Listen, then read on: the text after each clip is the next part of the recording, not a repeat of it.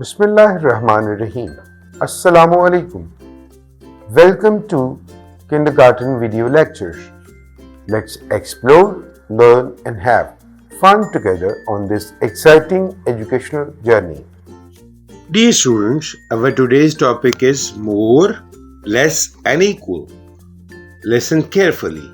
More refers to having a greater quantity or a larger number of objects compared to another.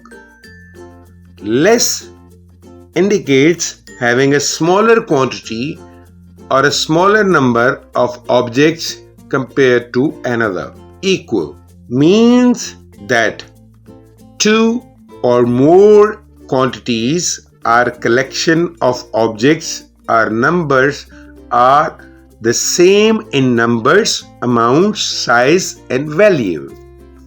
Look at the table number 1. The boy on the left have more mangoes than the boy on the right.